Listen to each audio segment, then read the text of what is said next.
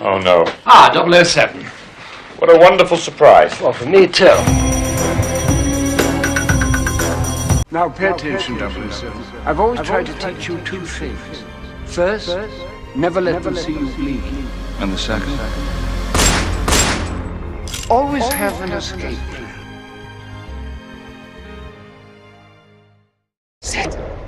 This is it.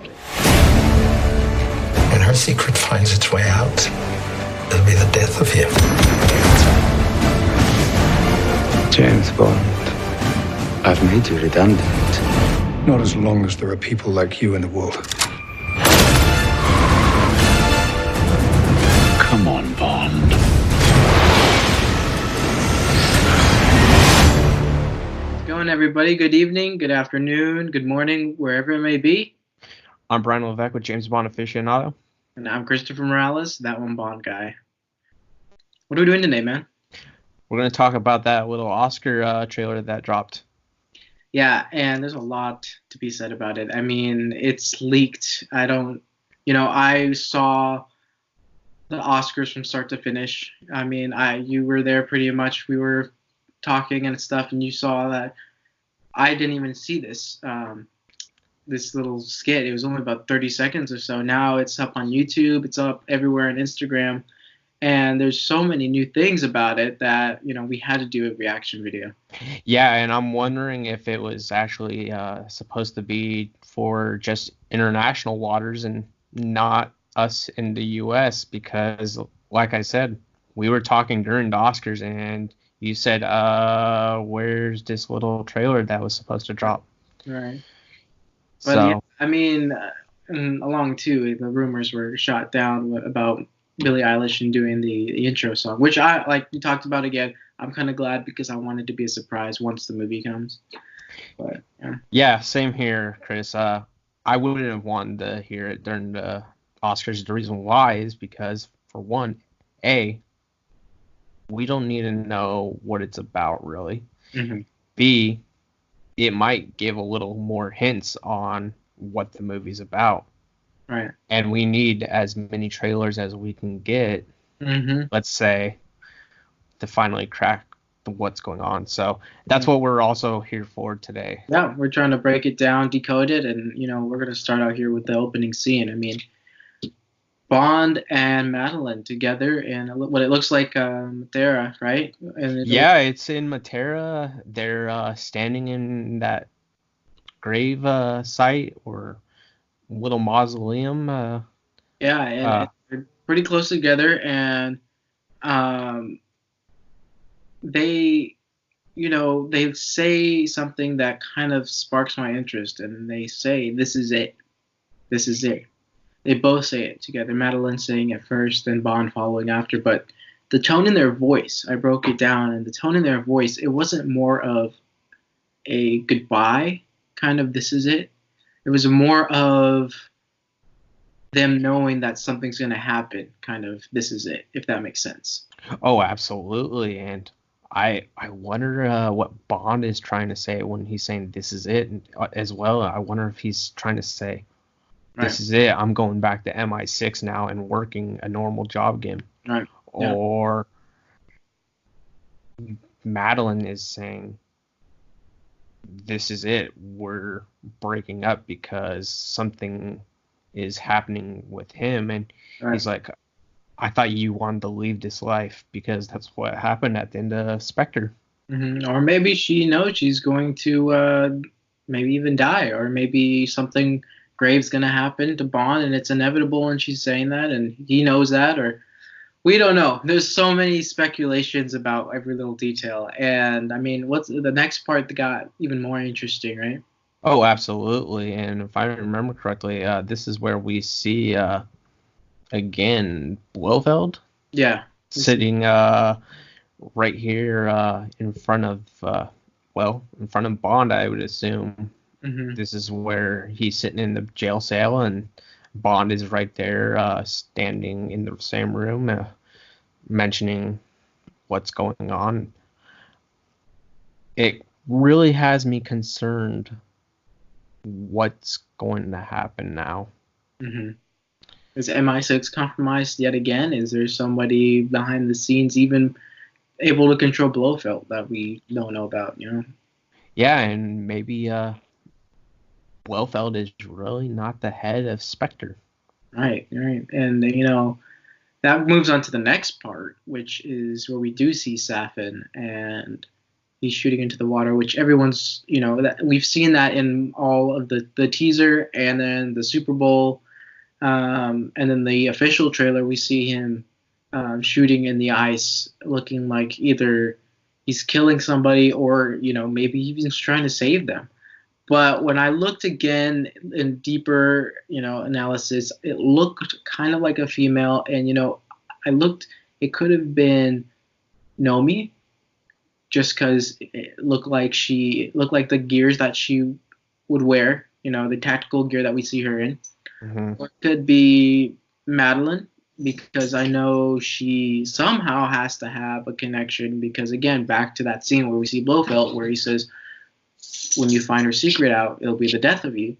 Yeah, and of course that mask. You know, and the mask. Yeah, it could even be Bond that's in the water. We don't know, and, you know, we don't even know if he's trying to save that person or if he's trying to kill them. Well, and I'm gonna stop you right there. Sorry, Chris, but I'm gonna stop you right there. I was watching that Good Morning America segment again. Daniel said that he was having to be underwater for 30 minutes. So I'm wondering if it really is Daniel that he's actually shooting at. Yeah, that's very true. Now that you say that, you know, that makes sense. So he said that he had to do a stunt that was underwater for at least 30 minutes. But again, okay, yeah. Who knows? Maybe there's more. Like, I mean, logically speaking, it would be Bond, you know. Oh, absolutely. Logically, but, you know, I feel like it could be other people too. We just, you know, they're hiding a lot of things too. We won't know until it comes out. Right. Next part, which was again, I think if I'm remembering correctly, it was. Go ahead and look at your phone if you don't mind. Yeah, no, I'm just making sure we're on track here. We see, obviously, he is back talking to Safin in what we think is the lair that could possibly be, you know, Dr. No's lair. We don't know, but that scene again, where in the official trailer you hear him say, "History is not kind to men who play God." But this time, when we see in this short teaser, he says something else, right? Yeah, he says something about, like, I think it sounded like redundancy or redundant. You're right. All right. It's more dialogue, so we know a couple things, right? We know that they're going to be in there talking for a minute. So we have, you know. Yeah, and the thing is, it drops a little more hints. Could he really, Safin be Dr. No? My bad on saying Dr. No first, but no, it's looking like it's coming out to be, so. Yeah, and that's what makes me wonder, because it has that resemblance of the Dr. No lair. Yes, of course, we saw in the last trailer, due to the Super Bowl, the hands of Safin are normal to portray so far. But that may change, and you heard my interview with Joe Darlington. Maybe something's going to happen with those hands down the road, and especially if it's a 3-hour-long Bond movie. Yeah. So anything could happen with that character. Right. And, you know, it's all speculation now, but, you know, there's little hints again. All this is about throwing hints, and the next part is where we see M saying, "Come on, Bond." You know, we see him again in a state of distress. The beginning of when the trailer dropped, we see him, when the Super Bowl spot came on, we saw him in the office looking distressed. Now we see him again, which looks like it's in the same setting, distressed again, but this time we hear it in his voice when he says, "Come on, Bond." So that makes me wonder what's going on with MI6. What's M is he really counting on Bond to come back, or Well, clearly, I think he's back. Yes, yeah. Clearly, he's back with MI6, and he's definitely tagging along with Nomi, of course, because leading up to that next little bit, they're seeing into that little glider / plane or whatever. But clearly, he's back with MI6. Now, did he get his 007 number? Who knows? Let's see. But he might just be a field agent like Moneypenny was before Skyfall was shot. Just be 00. We not get a number till the end. We don't know. Yeah. But speaking of, sorry, go ahead. No, you're fine. I was just gonna go into the conversation about Paloma and Ana de Armas' character. What do you predict that she's gonna? What kind of role is she gonna have? I think she's gonna have a very small role. Okay. I think we will really only see her when, of course, we see Bond wielding an assault rifle or an automatic rifle. I think that was the Cuba scene. And I think it's and that everybody that was around him in the Super Bowl trailer, that is a Spectre meeting. From what I've heard. And I've actually read an article about a little bit more that was into Paloma or Ana de Armas' character. And apparently I don't know if it was a trustful source or not, but apparently her character is a CIA agent.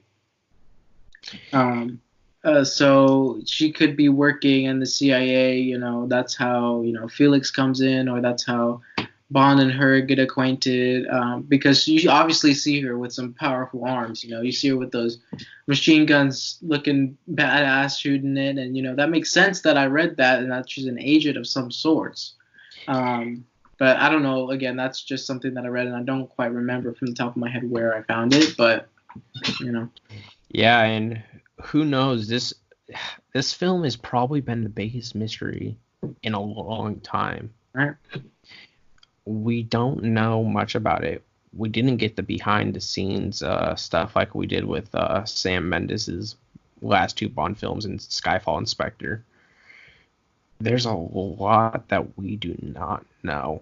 And I honestly wonder, are we ever going to know much? Or is it going to be one of those, go pay for your ticket, go see it, which, hey, we're Bond fans. We know we're automatically doing that, so. Yeah. And I mean, and kind of to sum up the rest of the 30-second spot, it's just, again, they showed the scene of Bond and Nomi and the glider leaving the air carrier. And then it just cuts to No Time to Die title sequence, and that's it. I mean, but before that, we do see again the 25th Bond film will change everything.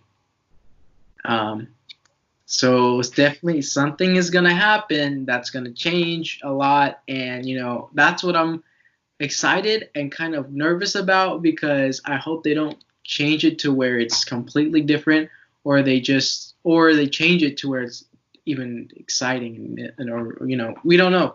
So like you said, I agree with you completely on the point that this whole film from start to finish has been one giant secret, and I think it's kind of appropriate to do that, it being Daniel Craig's last.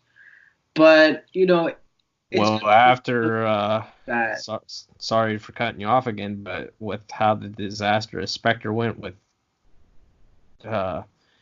if I remember correctly, there's a little bit of, I should say, riot between him and Sam Mendes not getting along while shooting. There was an accident on set. There was the leaked script, which caused them to completely have to rewrite. Right.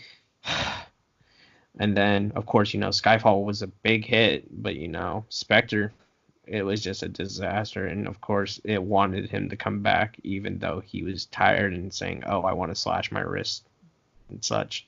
Yeah. So. But honestly, I think this movie's gonna be the icing on the cake for Daniel Craig's career as Bond. I think it's gonna do him justice, and I'm really excited to see it. That's all we could say is that we're really excited to see what happens at the end. So. Oh, absolutely. It will be interesting, and especially like Spectre again. This one had a lot of problems in pre-production with. So hopefully it changes.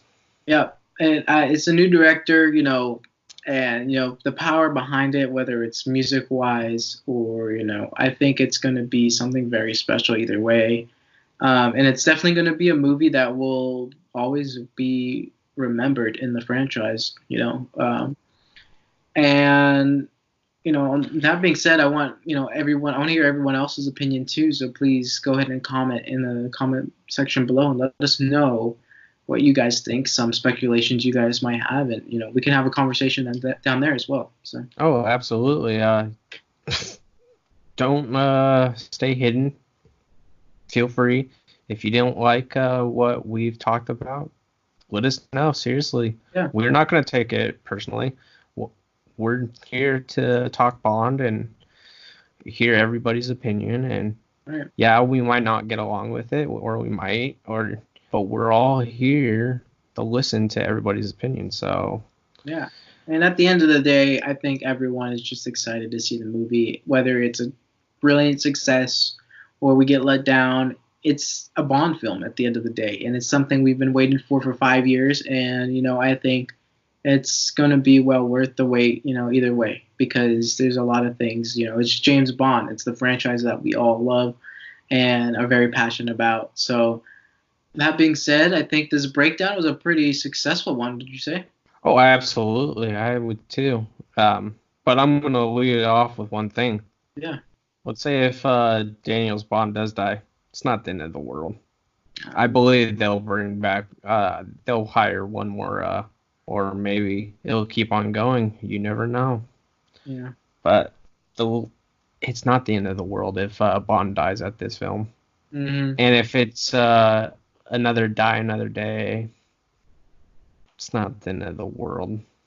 Spoiler alert, Brosnan's going to come back and do 3 more. Yeah, but still. A good shave. There you go. It's not the end of the world if yeah, it may hurt franchise a little bit, but it's not the end of the world. We bounced back when Daniel was hired. Right. And it ended up lasting 50 years with Daniel's Bond. So maybe we can last another 50 years or even 30 more years. Who knows? The list goes on. Yeah, and that's a whole nother conversation for a whole nother day, my friend. What's going to happen after No Time to Die is another conversation that, boy, I can go on for days with that. Oh, same here. Anyways, I hope you all enjoyed this breakdown. Again, please like, comment, let us know what you guys think. And, like I always say, let's continue the journey together in the next video.